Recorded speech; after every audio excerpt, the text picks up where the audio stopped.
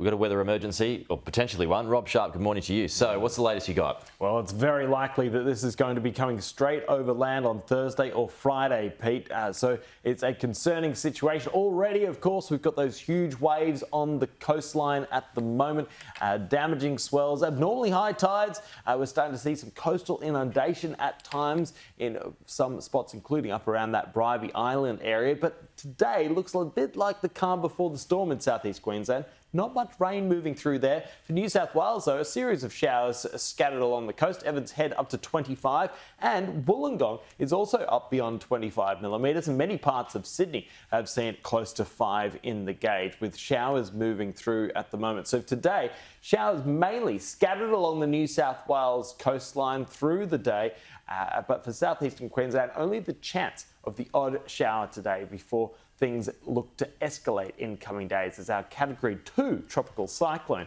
currently sits off the coastline. But for the rest of the country today, abundant sunshine. Very hot in the centre for Alice Springs, 42. And it's a bit warmer for Adelaide, Melbourne and Hobart today.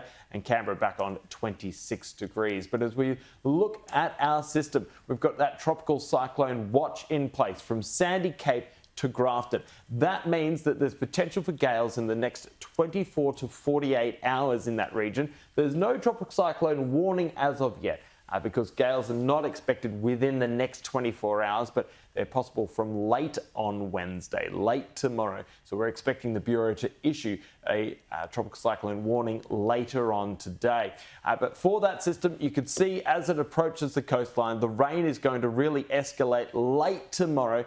And then into Thursday and Friday, that's when the rubber hits the road with this system, likely making landfall in southeastern parts of Queensland as probably Category 1 or 2 tropical cyclone, with therefore damaging to possibly destructive winds, heavy to intense rainfall, and the potential for major riverine flooding. Now, this is the average of the forecast models. It's missing some of those really heavy localised falls that we're going to see, but it's picking 200 to 400 millimetres in that pink shaded region, with areas around the Gold Coast and the northern rivers likely to see some of the heaviest falls from this event, according to the average of forecast models, but potential still for totals to 600 millimetres for the event.